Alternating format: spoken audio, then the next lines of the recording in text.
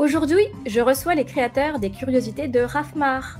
Leur univers est un cabinet de curiosités moderne qui allie l'art, l'upcycling, la spiritualité, les animaux, la nature et j'en passe. En fait, leur création donne un visage singulier à la mort tout en célébrant la beauté et les mystères du vivant. Si j'ai souhaité partager cette interview avec eux, c'est que cet univers particulier pose une question essentielle. Comment l'art peut-il nous aider à apprivoiser l'idée de notre finitude? Je vous propose de faire plus ample connaissance avec eux. Alors, bonjour à tous les deux.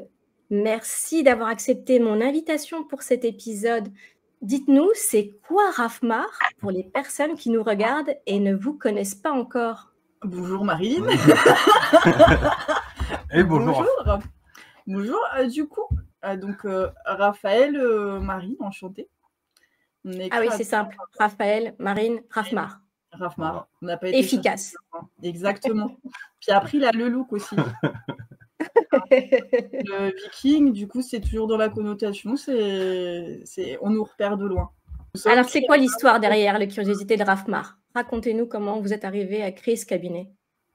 Alors, quand on s'est rencontrés, j'avais déjà la déco chez moi, mais que j'ai acheté à d'autres créateurs.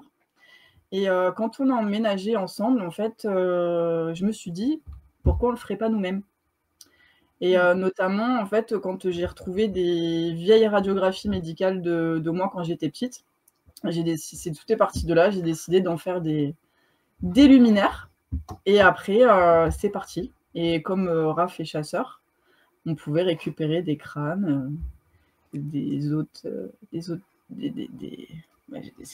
bestioles. Oui, on peut le dire. Des bestioles. On peut le dire. Des bestioles. Et c'est venu comme ça. Ça fait combien de temps qu'on se connaît ou le cabinet de curiosité, ouais. Depuis octobre 2023. Ouais, c'est ça, ouais, 2 ans. Putain, ça passe vite. Ouais, bah oui. Et dans cette quantité d'objets que vous avez pu faire depuis 2023, lequel symbolise le mieux pour vous votre rapport à la mort? Il y en a trop.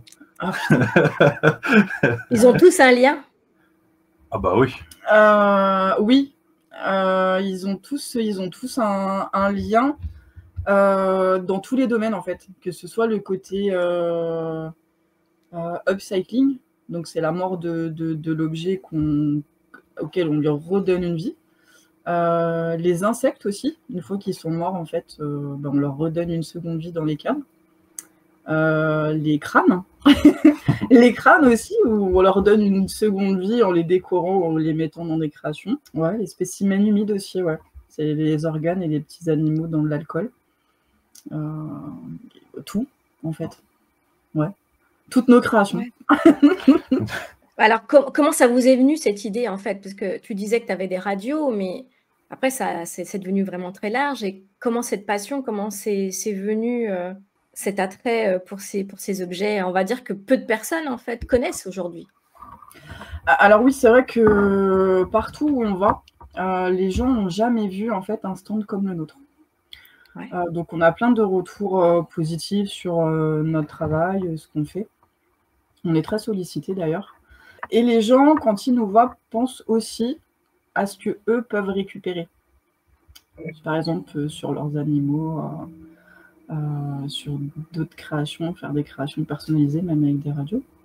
Est-ce que c'est une façon de prolonger, en fait, la vie de ce que vous avez trouvé? Est-ce que c'est une façon ou de s'approprier la finitude ou de continuer la vie? Alors, je dirais plus en redonner une autre. Oui, c'est ce que j'allais dire, ouais. Ah. C'est vraiment, en fait, redonner une seconde vie. Redonner une seconde vie en jeter le moins possible aussi. Parce que quand on va venir récupérer des vieux objets pour les retaper en lampe, on leur redonne notre vie, ça évite qu'ils partent à la poubelle. Et même parce que quand on récupère les animaux, on récupère l'animal entier. Donc du coup, il y a la partie organe, le plus qu'on peut récupérer qui part en spécimen humide. Et après, il y a toute la partie squelette qui est nettoyée pour faire plein d'autres choses, quoi. Donc, soit garder le crâne tel quel, soit les pendules en os. Oui. Je montrerai de toute façon des photos. Je vais mettre pas mal de choses que vous avez peut-être déjà sur votre site On mettra le lien pour que les personnes se rendent compte du travail effectué. Ah. C'est surtout voir, visualiser, parce que moi, quand j'ai découvert votre univers, que j'ai été voir j'ai été surprise par pas mal de choses que finalement, je ne pensais pas pouvoir trouver aussi beau. Parce qu'on se dit, mais comment on va faire? Mais oui, parce qu'on se dit, mais comment on peut faire du beau avec, effectivement, comme tu disais, Raphaël, des restes d'animaux ou des os ou des radios. Je me dis, mais comment on peut faire? Et quand j'ai vu, je me dis, ah ouais, mais c'est quand même... Ouais, c'est décoratif, il y a une ambiance, il y a un esprit qui est là. Ouais. C'est ça, parce que quand on l'explique oralement aux gens, ils n'ont aucune idée en fait de à quoi ça peut ressembler. Parce que quand je dis je fais des luminaires avec des radiographies médicales, alors là, il n'y a plus personne. J'en ai perdu quelques-uns comme ça. C'est ça, c'est ça. Ils ne pensent même pas à quoi ça peut ressembler en fait. Ouais, c'est ça. C'est pour ça qu'on va mettre les photos au fur et à mesure, je pense, de notre échange. Je passerai les photos pour que chacun et chacune puisse se faire une meilleure idée. Et par rapport à ces objets que vous transformez, est-ce que au moment de la transformation, vous savez déjà ce que vous allez en faire, ou est-ce que c'est l'objet qui vous donne l'inspiration? Enfin, y a-t-il une intention, une énergie qui arrive au moment où vous avez l'objet, ou spontanément, ou c'est quelque chose de réfléchi? Alors non. Alors pour ma part, c'est dès que je vois l'objet ou n'importe quoi, c'est comme s'il s'imprimait déjà dans ma tête. Fini, me transformer. Et la plupart du temps, je demande à Raph si c'est réalisable en fait, ou si lui il peut le faire. Parce que entre l'info que j'ai dans la tête et la réalisation, la complexité et tout du résultat, c'est autre chose. Donc lui me dit oui ou non. Mais il va trouver toutes les solutions possibles pour arriver à ce que je veux dans ma tête. Mais il n'y a que quand je vois l'objet. Quand je vois l'objet, je sais sa finalité, en fait. Oui, c'est lui qui inspire, en fait. Il n'y a pas, tiens, j'ai envie de faire ça et tu cherches l'objet. C'est plutôt l'objet. Tu pars de l'objet, l'inspiration vient de l'objet. Oui, c'est ça, ouais. Après, il y a certaines choses où c'est qu'on a l'autre cheminement, par contre. D'accord. Pour la symbolique. Soit pour une recherche de symbolique, soit une idée qui arrive, et puis il faut après, il faut trouver. On peut après aussi avoir une idée pour faire quelque chose, et où c'est qu'on va passer un long moment avant de trouver le bon objet qui va aller pour faire ça, quoi. Oui, c'est un peu comme une idée que tu vas garder en background, en fait.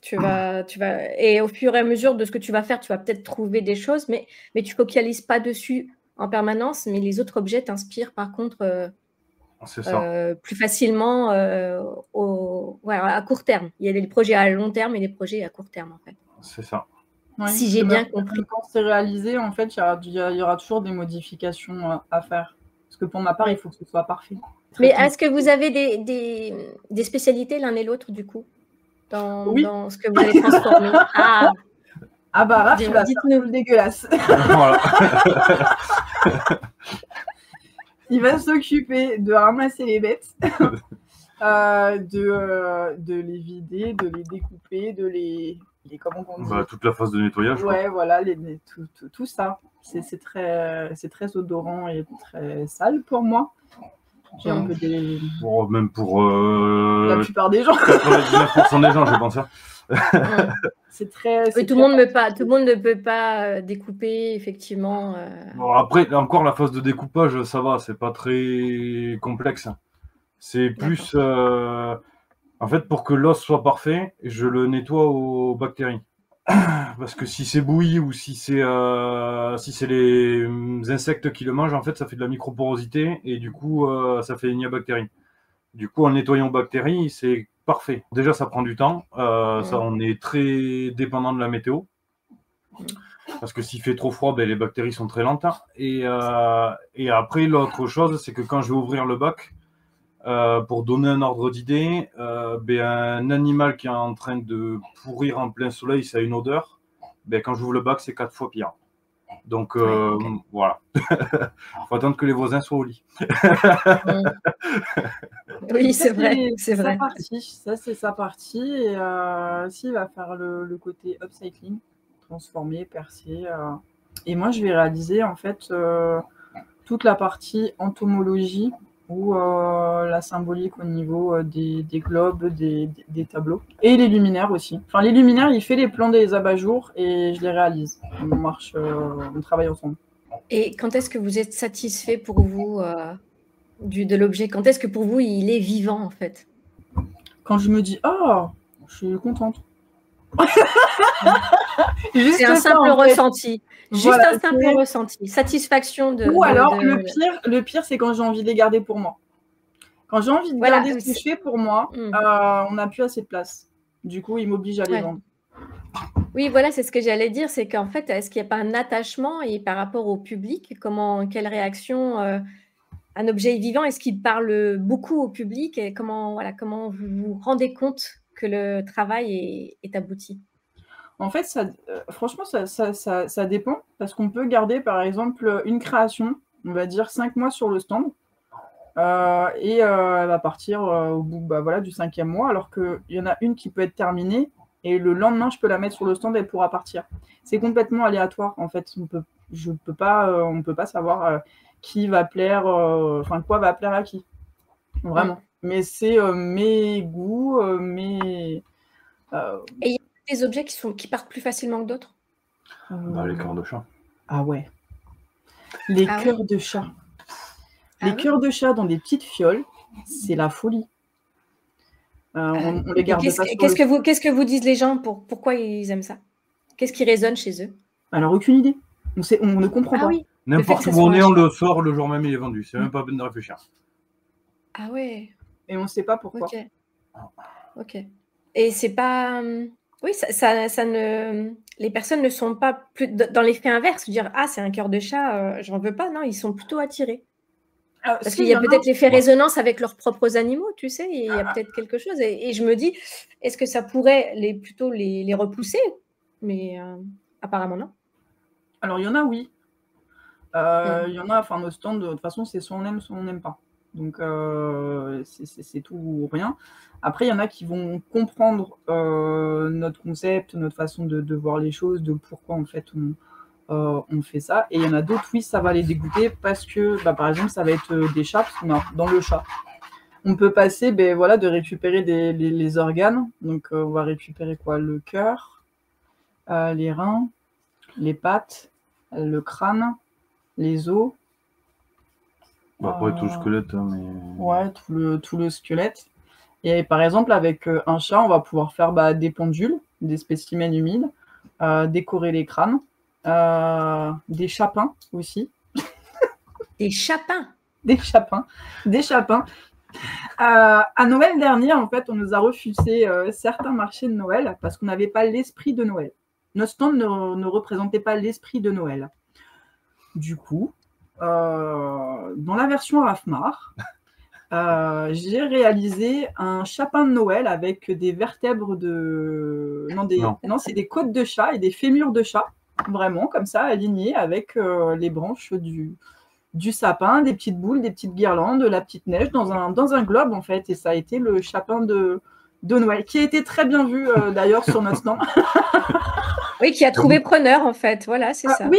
Il a pris preneur, là on nous a appelé la semaine dernière pour nous dire de le réserver pour telle date. Donc oui, il a trouvé preneur. Ouais. Je crois que ça mûrit dans l'esprit de la personne pendant presque un an. Ouais. Tous les jours il en parlait, voilà. Voilà. Après ça peut choquer certains, mais ils trouvent ça drôle. Mais en fait, c'est ce que j'apprécie dans votre univers, c'est que la mort, on a tendance à la diaboliser, on a tendance à en faire un tabou, à faire quelque chose de lourd. Et là, on en parle de manière légère, belle, on en rit. Et c'est ça dont on a besoin aussi. C'est de rendre cette dimension avec quelque chose de plus léger. Et c'est ce que j'aime beaucoup. Et en plus, vous en faites quelque chose de beau. Donc, ça, c'est chouette. Et c'est pour ça que j'aimerais bien que chacun découvre cette façon d'aborder la mort et de... comme vous disiez tout à l'heure, donner une seconde vie aux objets. C'est aux objets et aux animaux. Après, on a certains trucs décalés, mais de notre humour, ou humour noir, en fait. Ouais. Comme par exemple, on a été à la fête du cheval. On a exposé à la fête du cheval. Et en fait, parce qu'on fait des illustrations sur des vieilles pages du dictionnaire des années 50. Et chaque illustration a un rapport avec la définition sur la page. Du coup, sur la page du cheval, j'ai mis des lasagnes. et les gens l'ont bien pris. Provocateur un peu. Voilà. Mais même si les gens aiment les chevaux, on nous a pas dit du mal en fait. C'est vraiment, ils l'ont pris avec humour. Ouais, c'était presque du fallait oser. Voilà. Mais oui, c'est ça, c'est qu'on n'ose pas. Et ça, c'est le mot. On n'ose pas. Et vous osez. Donc ça, c'est chouette. Et après, dans un registre un peu plus sérieux, est-ce que vous pensez que vos œuvres pourraient avoir une portée de rituel dans un contexte funéraire, vous savez, comme là, autant sur le décès d'un animal de compagnie que pour une personne, est-ce que vos œuvres, vos objets pourraient avoir leur place, pourraient avoir une signification durant ces moments-là? Ou que les personnes vous donnent quelque chose peut-être à transformer. Oui, alors après, on nous le demande régulièrement. J'en ai pas encore fait un, mais j'ai beaucoup de gens qui m'ont demandé si, quand leur chat serait mort, si je pouvais récupérer le cœur ou le crâne. Pour justement le garder. Je crois que le plus gros qu'on nous a demandé, c'est pour un cheval. Ouais, un cheval, ouais. D'accord. Oui, ça remplace un peu ce qu'on connaît des animaux empaillés, en fait. Hein. Vous faites ça tellement, voilà, autrement. Les gens veulent garder, en fait, une partie de leur animal. Comme il y en a, ils font des bijoux aussi avec les poils et les cendres des animaux. Oui. C'est une autre façon de garder un souvenir de son animal. Oui. Après, au niveau humain, on ne peut pas le faire vu que c'est interdit. Mais non, ça, c'est interdit. Je pense que si c'était légal, il y en a plein qu'on voudrait. C'est vrai? Ah oui. Oui, moi-même, la première, mon rêve, ce serait d'avoir un crâne humain. Après, je ne sais pas si je peux le dire là. Mais mon rêve serait d'avoir un crâne humain. Je trouve ça tellement beau, l'anatomie en fait, humaine, que juste avoir un crâne en déco. Après, voilà. Ouais, si c'est de la déco. Ouais, un crâne. C'est ça, oui, parce que on garde vos objets à la maison sur des étagères, on les garde en déco de toute façon, dans un bureau. Après, il y a peut-être les cheveux, mais comme vous dites, c'est déjà peut-être les cheveux sont peut-être. Les cheveux, ils le faisaient il y a longtemps. Ils font des cadres, des tableaux. C'est surtout des fleurs, je crois, avec des cheveux, fait avec des cheveux, mais c'est vieux, c'est très vieux. Je ne sais pas s'il y a encore des gens qui le font à l'heure d'aujourd'hui en tant que créateur, mais c'est très vieux ce truc-là. Ouais, après, maintenant, là, ce qui se passe avec les cheveux, c'est qu'il y en a beaucoup qui font maintenant les bracelets avec le crâne de cheval ou ce genre de choses. Hein. Donc, je pense que ça va être faisable avec du cheveu derrière, c'est la même technique. De toute façon. Et dans le même registre, qu'on parle de funéraire, on parle d'obsèques, mais quelle place vous mettez dans vos objets à la spiritualité? Vous donnez à la spiritualité dans vos objets plutôt? Alors, dans certaines créations, il y a toute une symbolique. Et ça va parler aux gens. Donc, je mets des petites fiches en fait en dessous de la création explicative ou sur le site en fait, sur notre stand, pour expliquer de pourquoi on a mis par exemple telle pierre de telle couleur, une fleur de telle couleur ou un papillon. Pourquoi c'est dans un globe, pourquoi c'est dans un cadre, pourquoi vraiment toute la symbolique en fait des objets, des couleurs et des animaux en fait dedans. Et ça parle énormément. Ça parle à énormément de gens. Oui. Ça fait du sens. Par exemple, on a un globe avec que des yeux, donc par rapport au troisième œil, par rapport à tout un tas de choses, et il parle beaucoup aux gens. Et quoi? Là, on parlait tout à l'heure du micelle. On a un globe, je ne sais plus comment il s'appelle, Bénédiction, je crois. C'est un petit ange avec un vieux micelle des années 1911, il me semble. Il y a des petites fleurs, il y a un micelle, il y a un ange, il y a un papillon, et en fait, il explique toute la symbolique en fait des anges en soi, par rapport au deuil, par rapport à la vie, par rapport à tout un tas de choses. Et souvent, dans les créations, quand j'ai vraiment le temps et que je suis inspirée, j'essaye d'en faire au maximum. Quand l'idée vient, parce qu'au niveau de la symbolique, c'est pas... ça pop pas. Enfin, ça pop. L'idée, elle pop pas de suite, en fait. Ça Il y a que des fois quand je fais une création, où je sais qu'il y a une symbolique derrière, mais je ne la connais pas encore. Comme si j'étais guidée en fait pour la faire. Et la signification, je vais la voir après. Je vais plus être à faire tel assemblage, je ne sais pas pourquoi. C'est comme me tatouer en fait, c'est pareil. Je ne sais pas pourquoi je le fais. Il n'y a que quand j'ai la définition après, je fais ah ouais, c'est pour ça que je devais me faire tatouer. C'est pareil. Oui, il y a une impulsion, tu te sens guidé, il y a une impulsion qui te parle et après tu apprends le pourquoi du comment. C'est ça, c'est après. Et Raph, lui, va plus le faire avec les pendules et comment ça s'appelle, tes spécimèdes aussi, par rapport à la spiritualité. Parce que tu les fais en conscience, tu fais des après, la place qu'on a, c'est que si tu veux, n'importe quel animal qu'on va récupérer, je vais le nettoyer avant de commencer à l'ouvrir. Une fois que c'est ouvert, pendant tout le long, c'est que je suis en train de m'occuper pour tout sortir. Hein, voilà. Je lui demande toujours son accord et je lui explique qu'il va être remis en valeur et que je ne sais pas encore en quoi, mais que de toute façon, il sera remis en valeur, quoi qu'il soit. Et que en fait, c'est vraiment le fait qu'il ne soit pas mort pour rien, en fait. Voilà. Oui, il y a un sens du sacré, un peu, j'ai l'impression. C'est ça. Et après, une fois, je me rappelle, j'ai fait un blaireau. Je nettoie tout le blaireau. Et une fois que j'ai eu tout nettoyé, j'ai fait, mais pourquoi il y a toute l'énergie du blaireau dans une côte? Je n'ai pas compris. J'ai nettoyé, je l'ai fait partir. Et après, c'est pour ça que j'ai fait c'est comme ça que j'ai commencé à faire après les pendules en os. Ah, tu as commencé par ce blaireau. C'est pas avec le blaireau que j'ai commencé, mais c'est le fait de voir toute l'énergie du blaireau dans une côte, c'est là où c'est que je me suis dit, faut que je fasse quelque chose. Que les os étaient porteurs d'énergie oui. et les os pouvaient être... oui. Et du coup, oui, je vois bien, ça marche bien. C'est ça que tu disais. Ça marche mieux que les pierres. Hein. Beaucoup mieux. Ça veut dire que les personnes sont attirées. Il y a d'ailleurs un ressenti par rapport à ces pendules-là aussi. Énormément. Oui. Énormément. Peut-être, mais il y a un appel, il y a quelque chose. C'est ça. Et après, il y en a qui sont bloqués. Ça, alors, en fait, ça fait le tri dans les gens qui sont intéressés par les pendules pour le travail qu'ils vont faire et les gens qui sont intéressés dans le pendule pour être dans la bonne partie de la population. Voilà. Après, oui, il marche très bien. Ouais. Mais on voit que dans votre façon de faire, il y a cette spiritualité. Quand tu dis nettoyage, j'imagine c'est un nettoyage énergétique dont tu parlais aussi. Voilà. Tu as ces rituels aussi de demander l'autorisation, tu as ces rituels-là de respect.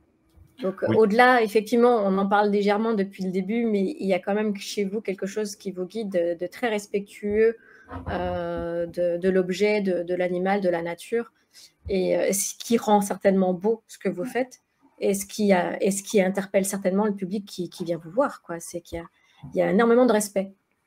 On nous pose souvent la question, est-ce que c'est nous qui les tuons en fait.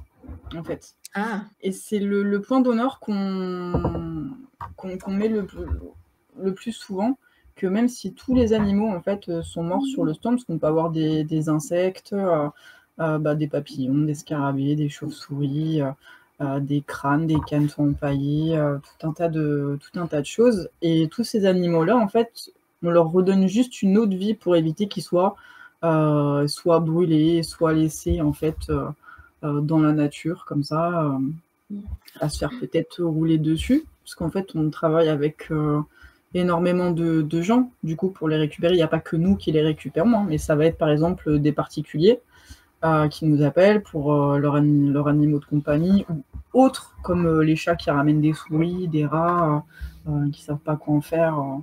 Après on a de la perte d'élevage. On a des accidents de la route, on a de la destruction de nuisibles.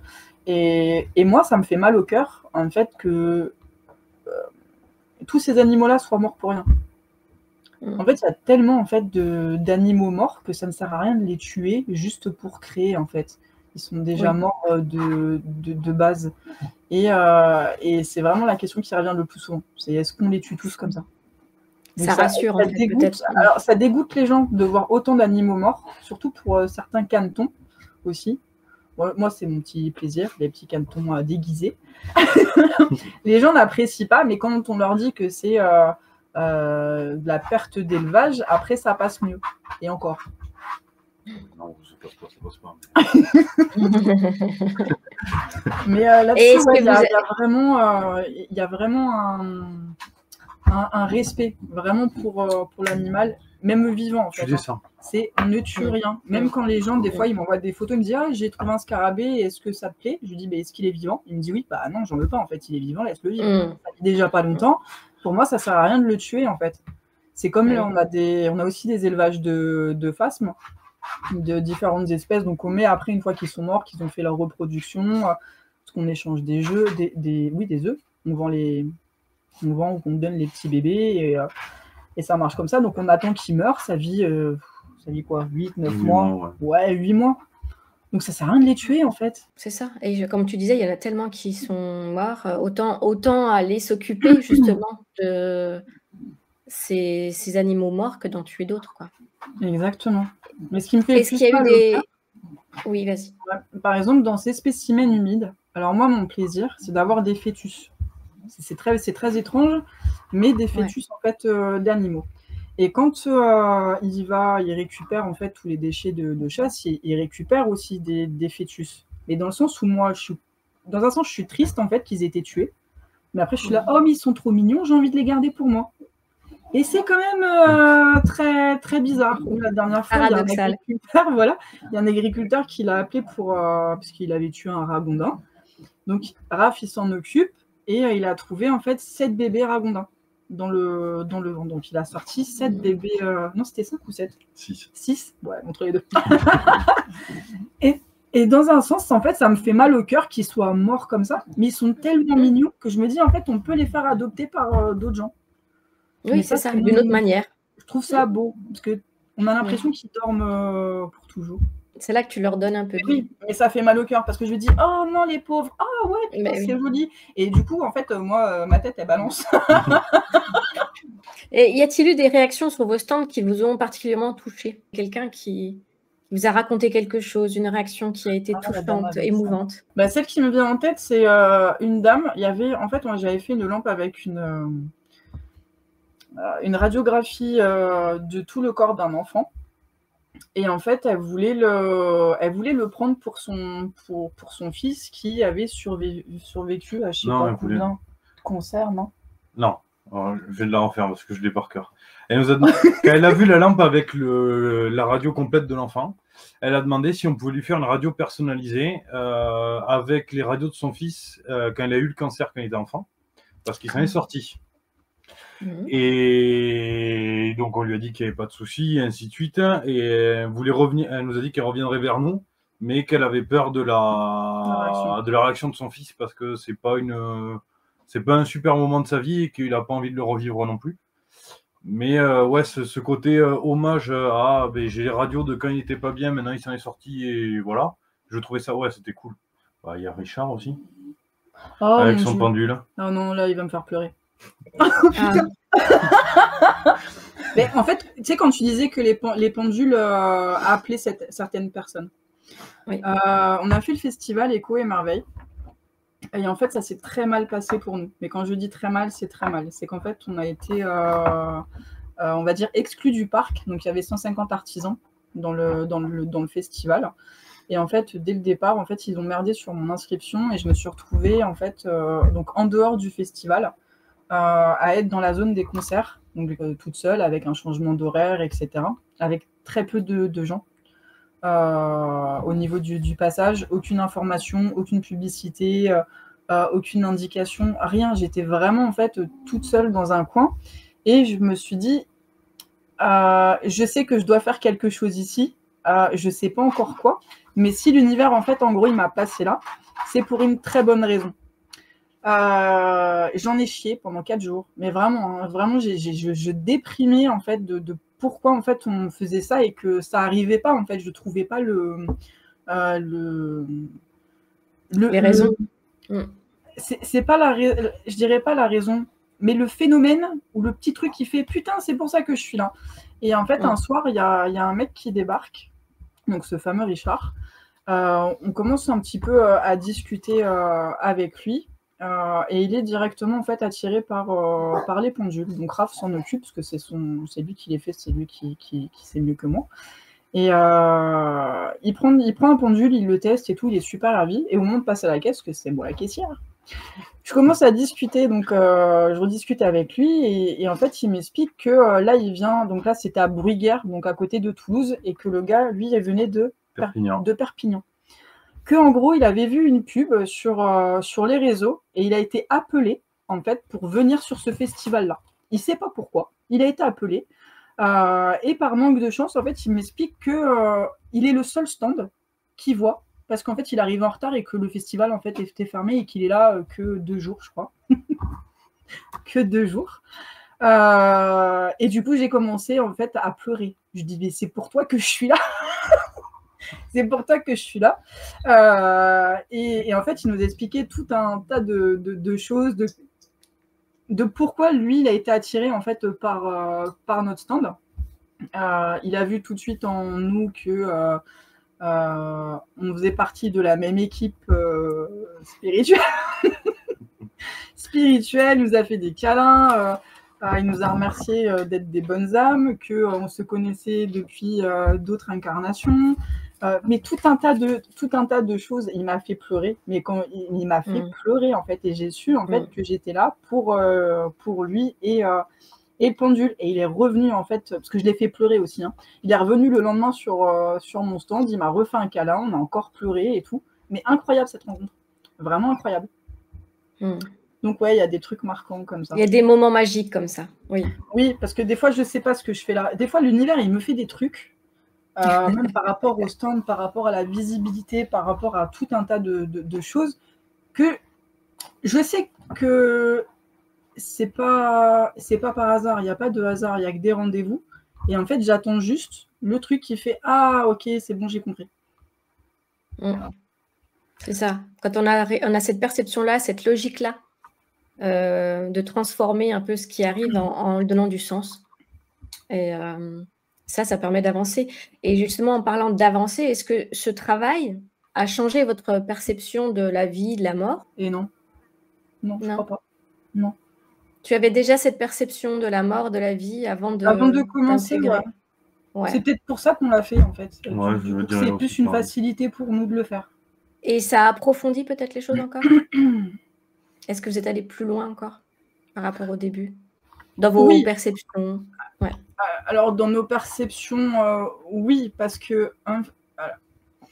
alors, sur notre stand, on va dire qu'il y a à peu près les gens de notre... comment on dit? Pas de notre niveau. Univers? Non. Non, notre niveau de fréquence. Notre vibration. Ah, ok. On attire les gens, tu sais, avec notre vibration. Et il y a énormément de gens, en fait, donc de notre équipe, de notre équipe. Famille d'âme. De notre famille, je les appelle la team, qui passent sur nos stands et avec qui on peut partager, échanger, dialoguer et aller plus loin. Et c'est pour ça, en fait, que on a aussi fait le salon, du coup. C'est avec ces gens-là, en fait, qu'on va créer, on va réaliser, on va célébrer les morts. Avec le salon, oui. Avec notre team de famille d'âme. Créer le salon Écho de l'au-delà. Ça, c'est notre continuité, en fait. Où on va explorer toutes les facettes de la mort. Oui, vous allez plus loin, du coup, en fait. Vous allez encore plus loin. Et ça va peut-être échanger encore davantage votre façon de voir les choses ou de travailler ou de réseauter, je ne sais pas. Vous laissez guider, en fait. Exactement. Mais tous les jours. Il faut dire oui à la vie, je crois. Bah, du coup, quand par rapport à la société aujourd'hui et la place au sujet de la mort, est-ce que vous pensez qu'on est encore dans une société qui l'évite ou dans une société qui s'ouvre et qui voilà. On l'enferme. Comment vous voyez? Il n'y a rien qui s'ouvre. Hein. On est en train de l'enfermer. Hein. C'est vrai? Pour moi, le niveau de la mort, si je devais je le mettrais au même niveau que les poubelles. Quoi? Tu en es... Ah ouais, tu as cette perception-là? Ouais. Au niveau des poubelles. Ouais, moi, c'est l'impression que j'ai au niveau de la société, en fait. Comme c'était un déchet qu'il fallait cacher, en fait. On la rejette. Ouais, on la rejette. On la rejette et on veut pas en parler. Et avec tu vois, en commençant à discuter avec certains professionnels du salon, j'ai été outré de certaines pratiques aujourd'hui, en fait. Quand j'ai la Thanato qui me dit il y a quasiment aucun corps que je prépare qui part en veillée dans la maison du défunt et tout se fait en chambre funéraire, moi ça me choque. J'ai jamais fait une seule veillée si, j'en ai fait une, mais c'est trop impersonnel, c'est pas tu vois, pour moi ça manque ça manque profond de respect. Après, je sais que j'ai une vision de la mort et du respect qui déroute beaucoup. Donc, je me rappelle encore de quasiment dans des premières fois où c'est qu'on a discuté avec Marine, je lui ai dit, le jour où c'est que ma chienne elle va pas bien, je l'amène pas piquer au veto. Le moindre respect que je lui dois, c'est que ce soit moi qui lui mette fin à ses jours. Et même quand je dis ça, les gens sont outrés, c'est pas possible, mais non, c'est le dernier respect que je lui dois, en fait. Et c'est pour ça que j'ai cette sensation-là que ça part c'est la même casse que la poubelle, quoi. On s'en occupe pas et on jette. Ouais. Après, j'ai la même... avec la partie casquette, tu sais, conseillère funéraire, je te rejoins sur ces veillées funéraires, sur ces veillées qui se font en chambre funéraire et pas à domicile.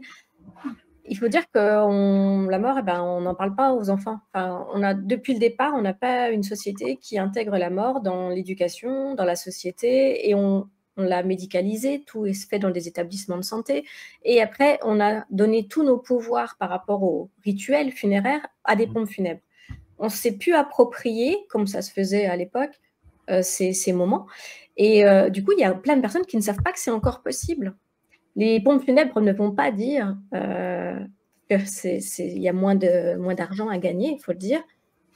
Ils ne vont pas dire vous pouvez faire une veillée à la maison. Après, c'est aussi plus de contraintes parce qu'il y a des températures à respecter par rapport au corps, etc. Il faut un lit qui soit un lit froid, réfrigéré. Mais c'est vrai que c'est peut-être plus de contraintes pour la famille, mais en même temps, elle ne sait pas que ça existe. Après, pour autant, il y a des personnes qui savent que ça existe et qui se disent « Ah non, non, non, je ne veux pas parce que je ne pourrais pas dormir dans la même chambre ou dans la même maison que mon mari ou mon conjoint ou conjointe qui est décédé. » Tout dépend après de sa propre aisance par rapport au sujet. Mais effectivement, si on grandissait dans quelque chose où c'est plus normal et si tout était clair, transparent par rapport aux personnes, ces pratiques serait certainement plus remise un petit peu au goût du jour. Mais ça, c'est qu'il y a la mainmise. On a laissé la mainmise aux pompes funèbres. On manque de transparence au niveau des discours et de ce qu'on peut faire. Et je te rejoins sur le fait que ça peut donner cette apparence d'être en rejet, d'être avec cette mort qui est tabou. C'est pour ça que vous faites ce travail-là et c'est pour ça que je fais ce travail-là aussi. C'est qu'on a envie, je pense que on a envie d'être un peu comme le colibri, à faire notre part, et puis à essayer de montrer autre chose par rapport à la mort, et je vous rejoins complètement. Il y a beaucoup de choses à faire, mais j'ai l'impression qu'il y a quand même des demandes, sauf que les gens ne savent pas où aller chercher. Ouais. Je ne sais pas si c'est votre impression, mais voilà, j'ai cette impression-là où il y a un besoin et on cherche, on ne sait pas encore où trouver les infos ou comment faire autrement, et voilà. Oui, après, quand on discute avec les gens qui ont dû s'occuper des enterrements de leurs parents ou ainsi de suite, ça arrive d'un coup, il y a énormément de choses à gérer et ils sont perdus. Ils sont perdus alors que moi, quand quand je vois quand mes grands-parents sont morts, mon père savait exactement ce qu'il voulait. Ils en avaient discuté avant, il savait exactement ce qu'il voulait et ça roule, quoi. D'où l'importance d'en parler, ouais. Même quand on n'est pas malade, c'est ça. Ouais. Alors, vous avez parlé tout à l'heure du salon. Vous avez parlé tout à l'heure de l'évolution de votre travail et de vos projets sur un salon. Et comme je suis partie prenante, je veux bien qu'on en parle. Je pense qu'on peut partager l'information. Ah bon? T'es attendu par certains, hein. Vous m'avez oublié. Mais non, comment t'oublier? Mais tu viens, t'es sûr? Tu es attendu par certaines personnes. C'est vrai? Oui. Ah. J'ai 3 personnes qui m'ont dit « Ah, il y a comment parler aux enfants, j'y vais. » Allez. Ah ouais, c'est vrai. Ah oui, mais oui. Ça, c'est vrai que les gens sont vraiment énormément intéressés par ça. Ouais. Mais oui. On ne pensait pas au fait partie des besoins. Aujourd'hui, comme on n'en parle pas, l'éducation l'a mis à part, l'école, les parents, on ne sait pas comment aborder le sujet. Et quand les enfants ont des questions, on est un petit peu démunis. Et du coup, on va en parler un peu plus largement. Effectivement, je suis partie prenante parce que j'ai le plaisir de vous retrouver dans cette aventure.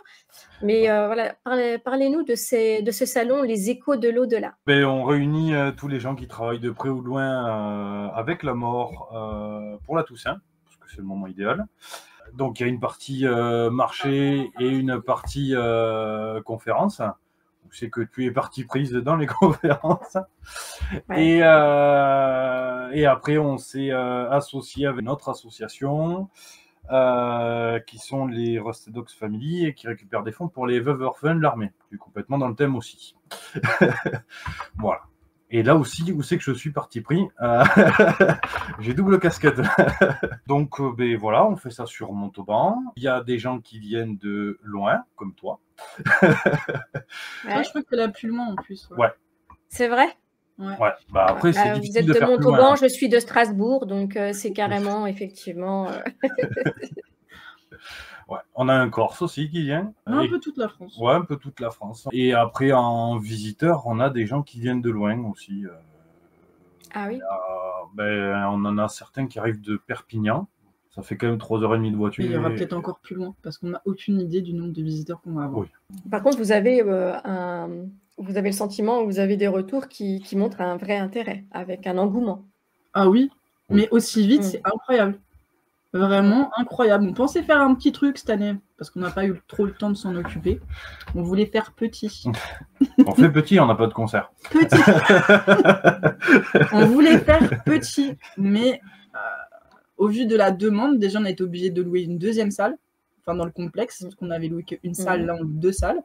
Il y a plus d'une trentaine d'artisans et il reste encore 3-4 places, un truc comme ça. Et qui s'ajoutent en plus au fil du temps, qui nous demandent s'il reste encore de la place, comme là aujourd'hui. On nous a demandé s'il restait encore de la place. Après, on évite les doublons. Même au niveau des conférences, là maintenant, je suis pleine parce que il faut aussi que les gens profitent de ce qu'il y a à côté et pas que passer leur journée dans les conférences, ce qu'on ne voulait pas. Ouais. C'est ça. Mais c'est petit. Du coup, c'est petit moyen. Alors, qu'est-ce qu'on peut y voir un peu pour décrire dans les grandes lignes de ce salon? Qu'est-ce qu'on peut décrire? Alors, les grandes lignes du salon, on aura un marché de curiosité, donc avec tous les créateurs de plein de milieux confondus qui soit travaillent ou représentent la mort, avec une partie donc vraiment curiosité. Ils vont jouer le jeu. Et il y en a qui jouent déjà le jeu, en fait, c'est vraiment d'adapter toute leur création, que ça peut être comme les illustrations, la pyrogravure, les bijoux, de l'impression 3D, du tissu, du bois, du cuir, du métal, de la pierre. On a vraiment tout un panel d'artisans qui travaillent dessus, quoi. Et c'est formidable déjà de les avoir. Et après, on aura tout le côté médium, thérapeute de l'âme, ou comme toi, qui tient une petite chaîne YouTube bien sympathique. Qui demande à être connue, madame. Parce qu'elle est Ah forte. oui, bah oui. Bah oui, partagez, partagez. Ceux qui nous regardent, n'hésitez pas, surtout. Partagez la chaîne et puis allez voir le salon et allez voir aussi les curiosités de Rafmar parce que ça en vaut vraiment la peine. Mais oui. Je vais dire que vous avez aussi des personnes autour du funéraire, de ce que j'ai compris. Oui, parce qu'on aura aussi, il y a des tatoueurs. Aussi, on aura trois tatoueurs qui ont des domaines différents parce qu'ils représentent et ils travaillent aussi avec la mort. On aura des professionnels du monde funéraire et médico-légal. Notamment un assistant médecin légiste qui va expliquer son travail, comment il pratique les autopsies, une thanato, pareil, qui va expliquer son travail et comment en fait on prépare les défunts. Et après, on aura... oui, Frédéric qui fait de l'accompagnement. De fin de vie. Ouais. C'est pas ça, oui. Ouais, Frédéric qui fait l'accompagnement de fin de vie. Et qui animera avec Marilyn les apéros et cafés mortels. Ouais. Voilà. Il y a Sabrina aussi qui nous rejoint, qui elle est gérante des pompes funèbres de France de Montauban. Et elle est notamment connue, elle, dans certains médias, parce qu'elle fait beaucoup d'interviews sur son travail, comment elle gère son entreprise de pompes funèbres. Et après, on a quoi ? J'allais en rajouter une.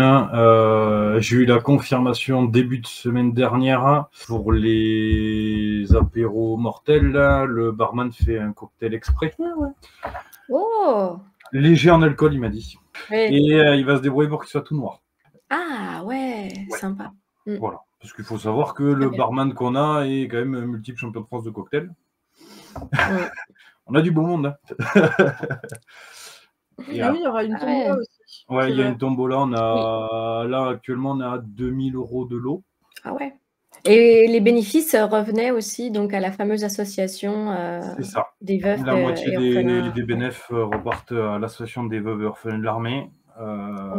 Et après, je vais voir comment on peut faire encore pour aider un peu plus. Donc, ça dure de vendredi 31 jusqu'au dimanche 2 novembre, 31 octobre au dimanche 2 novembre. La billetterie est ouverte, donc on va inviter les personnes à aller... je vais mettre le lien de la billetterie sous la vidéo pour que les personnes puissent aller réserver leur place. Il y a une soirée spéciale contact défunt le vendredi qu'on a oublié. Le vendredi soir, mais oui, c'est vrai, le vendredi soir. Et oui, spécial le 31 octobre, en fait, là où les portes sont ouvertes. Les portes énergétiques sont ouvertes et c'est vraiment approprié pour ces contacts-là. Animé par Anne-Laure qui va faire plus les animaux et Frédéric et Nicolas qui, eux, vont travailler avec les défunts humains. Bon, on arrive tout doucement à la fin de cet échange. Je vais vous poser encore une petite question. Déjà, c'est quoi une belle mort pour vous? Je te laisse commencer. Pour moi, une belle mort pour moi, c'est quand on s'endort. Comme ça, on n'est pas... Pas de souffrance. Voilà, pas de souffrance, on est calme. Je dirais reposé, mais non, mais on est calme et serein. Voilà. On est posé. Pour moi, c'est celle qu'on choisit. Aussi. Voilà. Si ça tenait qu'à moi, je le fais en enfilant l'armure et sous les coups. Mais ça, c'est moi. Le chevalier du Moyen-Âge. C'est ça. Et quel message vous souhaitez laisser aux spectateurs, donc aux personnes qui nous regardent sur la mort autrement? Qu'est-ce que vous avez envie de leur dire? Venez au salon. Franchement, ça va être mortel. Mais oui. Mais oui. Non, après, on expose un petit peu partout en Occitanie. Donc, si vous pouvez passer nous voir, il y a toutes nos dates sur nos réseaux. Et ce sera avec un grand plaisir de pouvoir papoter avec vous et vous expliquer et vous montrer notre travail. Voilà. Et après, qu'importe ce qui vous intéresse, vivez-le à fond. Oh là, c'est beau. Il n'y a pas de tabou. Je suis ravie de cet échange qui était léger, qui était informel et qui vous ressemble aussi par rapport à votre univers et qui montre que la mort, c'est pas lourd. La mort, ça peut être léger, ça peut être beau et que c'est le moment de se réapproprier. Et ça peut être drôle. Et en bruit de fond, je pense que tout le monde aura entendu qu'il y avait un troisième invité qu'on n'a pas vu, avec, à quatre pattes, qui est toujours bien vivant autour de vous. Tout va bien. Ok, une curiosité à lui tout seul aussi. C'est ça. Un chien, mi-mérou, il ressemble à moitié gargouille, moitié mérou, moitié chauve-souris. Ben voilà. C'est aussi... sur le ouais, regarde, il arrive, si tu veux le montrer. C'est aussi une œuvre d'art, c'est ça, ah oui. à lui tout seul. Magnifique. Ouais. Il est jamais avec nous sur les stands, donc. Bon, allez, je vous souhaite une belle fin de journée. J'invite les personnes qui nous regardent de nouveau à aller voir ce que font Raphaël et Marine sur les curiosités de Rafmar, de nous rejoindre au salon Les Échos de l'Au-delà, et puis de partager et de liker la vidéo. À bientôt. Au revoir.